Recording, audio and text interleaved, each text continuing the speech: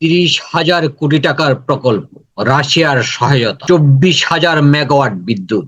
কিন্তু প্রশ্ন একটাই, রূপপুর কি বাংলাদেশকে বাঁচাবে নাকি আমাদের ঠেলে দেবে নতুন সংকটে?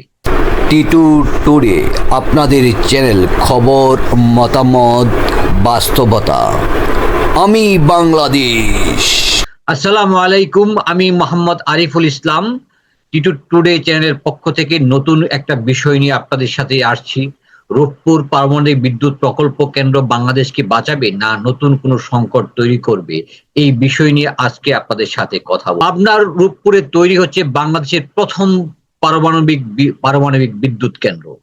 রাশিয়ার সহায়তায় এই প্রকল্পের মোট উৎপাদন ক্ষমতা 24,400 মেগাওয়াট। এই প্রকল্পের বেশিরভাগ অর্থই এসেছে ঋণ হিসাবে, যা ভবিষ্যতে বাংলাদেশকে শোধ করতে হবে সুদ সহ। সরকারের দাবি, রূপপুর চালু হলে বিদ্যুৎ সংকট অনেকটাই কমে যাবে, শিল্প কারখানা চলবে, অর্থনৈতিক শক্তিশালী হবে, আর বাংলাদেশ ঢুকে যাবে উন্নত প্রযুক্তিতে। কিন্তু এখানে উঠেছে প্রশ্ন, এত বড় ঋণ আমরা কি শোধ করতে পারবো? পারমাণবিক বিদ্যুৎ কি নিরাপদ? দুর্ঘটনা হলে কি হবে? আমাদের সবচেয়ে বড় প্রশ্ন, বর্জ্য কোথায় যাবে? বিভিন্ন অনেক দেশে এমন পারমাণবিক বর্জ্য নিয়ে সমস্যায় ভুগেছে। রূপপুর শুধু একটি বিদ্যুৎ প্রকল্প নয়, একটি আন্তর্জাতিক রাজনীতির অংশ।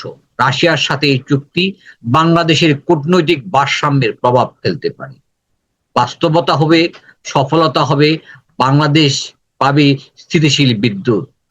ব্যর্থ হলে বাড়বে ঋণের চাপ, বাড়বে বিদ্যুতের দাম। সব নির্ভর করছে ব্যবস্থাপনা, স্বচ্ছতা ও দক্ষতার উপর। একটি স্বপ্ন, আমরা একটি ঝুঁকিও। এটা আমাদের বাঁচাবে কিনা তা নির্ভর করবে তা আমরা কিভাবে ব্যবহার করব, কিভাবে এটা পরিচালনা করব তার উপর ভিত্তি করে। আপনার কি মনে হয়, রূপপুর বাংলাদেশের জন্য আশীর্বাদ নাকি বিপদ? কমেন্টে জানাবেন। এমন প্রশ্ন পেতে আমাদের চ্যানেলকে সাবস্ক্রাইব করবেন। বিস্তারিত এখন আপনাদের সামনে বলছি। যে বিষয়টা নিয়ে আপনাদের এতক্ষণ আলোচনা করলাম, সেই বিষয়টা নিয়ে একটু বিস্তারিত এখন আমরা যাব। দেখুন, আমাদের বিদ্যুৎ সক্ষমতা, আমরা ইন্ডিয়া থেকে বিদ্যুৎ ধার করে চলছি। বিদ্যুতের ঘাটতি মেটানোর জন্য আমরা ইন্ডিয়ার দ্বারস্থ হচ্ছি। কেন? ইন্ডিয়া থেকে বিদ্যুৎ কিনতে হচ্ছে। কিন্তু গত ফ্যাসিস্ট সরকার অনেকগুলো মেগা প্রজেক্টের মধ্যে একটা বড় মেগা প্রজেক্ট ছিল রূপপুর বিদ্যুৎ কেন্দ্র, যার 90% ঋণের সহায়তায় করা হয়েছিল। যেখানে পদ্মা সেতু করতে 30,000 কোটি টাকা সর্বশেষ লেগেছিল, সেখানে এখানে লেগেছে 140 কোটি টাকা, হাজার কোটি টাকা। তো আপনি বলেন, সেই জায়গায় একটা রূপপুর পারমাণবিক কেন্দ্র দিয়ে আমরা আরো 3টা পদ্মা সেতু তৈরি করতে পারতাম যে ব্যবস্থাপনায়। কিন্তু আমাদের এখানে লাভ কি যদি এটা ব্যবস্থাপনা সঠিকভাবে করা যায়? সেই লাভগুলো নিয়ে আগে আমরা কথা বলি। প্রথম লাভ, এই রূপপুর বিদ্যুৎ কেন্দ্রে আমরা যে উৎপাদন খরচ, মাত্র 4 গ্রাম ইউরেনিয়াম, যে ইউরেনিয়ামের মান 4 থেকে 5, সেই ধরনের নিম্নমানের ইউরেনিয়াম দিয়ে শুধুমাত্র আমরা যে পরিমাণ বিদ্যুৎ উৎপাদন করব, তা 457 গ্যালন জ্বালানির প্রয়োজন পড়ে। সুতরাং আমরা জ্বালানি সাশ্রয়ী যদি আমরা মনে করি, বিদ্যুৎ উৎপাদনে এই রূপপুর বিদ্যুৎ কেন্দ্র দিয়ে সারা বাংলাদেশে আমরা বিদ্যুৎ সরবরাহ করব। আমরা শুধু অন্য কোনো বিদ্যুৎ কেন্দ্রের ভরসা না করে আমরা এটা দিয়েই নতুন নতুন শিল্প কারখানা স্থাপনা আমরা তৈরি করতে পারবো। এক রূপপুর দিয়ে সারা বাংলাদেশের বিদ্যুতের যে বেহাল অবস্থা, এবং আমরা বিদেশ থেকে আর কখনো বিদ্যুৎ আমদানি করতে হবে না। কি কি পজিটিভ দিকগুলো আমরা সেখানে প্রথমত আলোচনা করব। 1 নম্বর, বাণিজ্য খাতে, যে শিল্প খাতে বিদ্যুৎ নির্ভর যে শিল্প খাতগুলো আছে, সেই শিল্প খাতগুলোতে আমাদের আর বিদ্যুতের জন্য বসে থাকতে হবে না। অবিরাম বিদ্যুৎ সরবরাহ থাকবে, এবং সেই সরবরাহের ফলে আমরা কলকারখানা এবং বৈদ্যুতিক চাহিদা মিটিয়ে আমরা দেশের বাইরেও বিদ্যুৎ রপ্তানি করব। যেখানে ভারতের 7 সিস্টার, ভুটান, নেপাল যেখানে বিদ্যুতের প্রয়োজন সেই জায়গায় আমরা বিদ্যুৎ সাপ্লাই করতে পারব। আরো বিষয় হচ্ছে ইন্ডিয়া থেকে যে বিদ্যুৎ আমাদের আদানি চুক্তি আছে সেটার আর প্রয়োজন পড়বে না এবং আমাদের দেশে প্রচুর পরিমাণ উৎপাদনশীল শিল্প কারখানা স্থাপন হবে। আমাদের বেশিরভাগ শিল্প কারখানা বিদ্যুৎ বা জ্বালানি সংকটের কারণে অচল হয়ে আছে। সুতরাং সেই অচল অবস্থা নিরসন। সুতরাং আমরা তো একটা পজিটিভ দিক, আসি আমরা নেগেটিভ। কি ক্ষতি হতে পারে এই শিল্প কারখানা যদি, বিদ্যুৎ উৎপাদন যদি আমরা যদি সঠিকভাবে পরিচালনা না করতে পারি, প্রথমত আমাদের উপর যে ঋণের বোঝা চেপে আছে সেই ঋণের বোঝা আমাদেরকে পরিশোধ করতে হবে। পরিবেশগত দিক দিয়ে ওই অঞ্চলের আশেপাশের মানুষ আর সুস্থ থাকবে না, বিকারগ্রস্ত হবে এবং পরিবেশ ভারসাম্য নষ্ট হবে, ইকোসিস্টেম নষ্ট হবে এবং আশেপাশের অঞ্চলের মানুষ থাকতে পারবে না এবং আমরা যে ঋণের বোঝায় নুজু হয়ে যাব, সেই ঋণের বোঝা কত বছর লাগবে আমরাও জানি না। সুতরাং আমরা এই নেগেটিভ চিন্তাগুলো না করে পজিটিভ চিন্তাগুলোই করাই ভালো।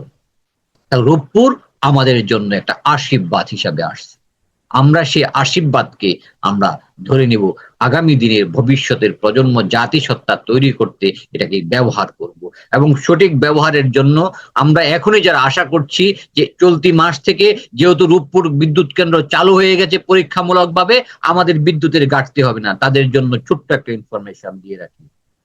আমাদের রূপপুর বিদ্যুৎ কেন্দ্রে চালু হওয়ার প্রাথমিক পর্যায়ে সেপ্টেম্বরের আগে জনগণ এই সুবিধা পাবে না। আগামী সেপ্টেম্বর, এখন কি মাস? মে, জুন, জুলাই, আগস্ট, সেপ্টেম্বর, আগামী 5 মাস অর্থাৎ আগামী 4 মাস আমরা এটা পরীক্ষামূলকভাবে চালানো হবে। কেন? কারণ আমাদের রূপপুর বিদ্যুৎ কেন্দ্রগুলো পৌঁছে দেওয়ার জন্য প্রত্যেকটা আলাদা আলাদা গ্রিডের প্রয়োজন আছে, তারের ব্যবস্থাপনা আছে, বিদ্যুৎ সরবরাহের ব্যবস্থাপনা করতে হবে। তারপর এটা কতটুকু নিরাপদ, কোন দিক দিয়ে যেতে হবে এবং এই 4 মাসের পরীক্ষামূলক ব্যবস্থায় আশেপাশে কি রেডিয়েশন হচ্ছে কিনা সেই জিনিসগুলো দেখতে হবে। সমাজ ব্যবস্থাপনা, আমাদের কৃষিক্ষেত্র, শিল্পক্ষেত্রে কোনো ধরনের ঝামেলা হচ্ছে কিনা এই বিদ্যুতের কারণে বা এই পারমাণবিক চুল্লির কারণে, সেগুলো খেয়াল করার জন্য আমাদের এই পরীক্ষামূলক ভাবে চালনা করা হচ্ছে। তো যারা ভাবছেন যে অতি অল্প সময়ে আপনারা এই রূপপুর বিদ্যুৎ কেন্দ্রের বিদ্যুৎ আপনারা পেয়ে যাবেন, তারা একটু অপেক্ষা করতে হবে। শুধু বোকার স্বর্গে বাস করলে লাভ নাই।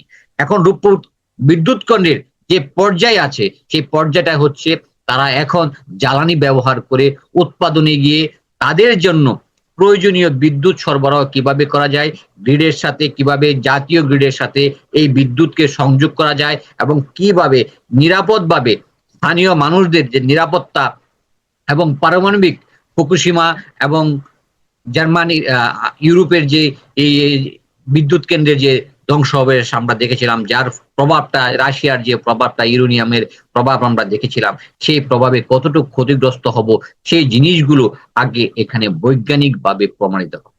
সেফটি এবং সিকিউরিটি ফার্স্ট। জনগণের জন্য এই বিদ্যুৎ ব্যবস্থা, সেই জনগণকে মেরে, জনগণকে ওই এলাকা থেকে বিচ্ছিন্ন করে আমরা সেই বিদ্যুৎ চাই না। সুতরাং জনগণের সেফটি ফার্স্ট। সেই সেফটি যখন নিশ্চিতকরণ করা হবে, সেই সেফটি যখন শতভাগ, এখনো পর্যন্ত আমাদের প্রকৌশলীরা বলতেছেন আমরা এখানে রূপপুর বিদ্যুৎ কেন্দ্রের সেফটিটা শতভাগ কনফার্ম করার পর আমরা সারা বাংলাদেশের জাতীয় গ্রিডের সাথে সম্পৃক্ত হব। তারপর সারা বাংলাদেশ রূপপুর বিদ্যুৎ কেন্দ্রের বিদ্যুতে আলোকিত হবে। আমাদের অন্যান্য যে বিদ্যুৎ কেন্দ্রগুলো আছে সেগুলো কি পড়ে থাকবে? না, সেগুলো দিয়ে যে বিদ্যুৎ উৎপাদন হচ্ছে সেগুলো আরো শক্তিশালী হবে এবং মেনটেনেন্স ব্যয় আমাদের অনেকগুলো কমে আসবে এবং যার কারণে অর্থনীতিতে যদি আমরা এই রূপপুর বিদ্যুৎ কেন্দ্র সঠিকভাবে ব্যবস্থাপনা করতে পারি তাহলে আমরা অল্প খরচে বিদ্যুৎ পাবো। যদি ব্যবস্থাপনায় আমরা ভুল করি, বিদ্যুতের দাম বেড়ে যাবে, জীবন অসহনীয় হয়ে যাবে এবং ঋণের বোঝায় আমরা ক্লিষ্ট হয়ে যাব। তো আমরা আশা করব রূপপুর বিদ্যুৎ কেন্দ্রের সফলতার জন্য এবং রূপপুর বিদ্যুৎ কেন্দ্রে আমরা যাতে কোনো দুর্ঘটনা না ঘটে এবং সঠিকভাবে এই 4 মাসের যে সাইকেলটা চলতেছে, মে, জুন, জুলাই, আগস্ট, পর্যন্ত যে সাইকেলটা চলছে, সেপ্টেম্বরের যেন প্রথম সপ্তাহ 4-5 মাসের যে সাইকেলটা, যে সঠিকভাবে পরীক্ষামূলক জনগণের সেফটি শতভাগ নিশ্চিত করে সেই বিদ্যুৎ যেন আমাদের হাতে পৌঁছে, সেই আশাবাদ ব্যক্ত করে এখানে শেষ করছি। আসসালামু আলাইকুম ওয়া রাহমাতুল্লাহ।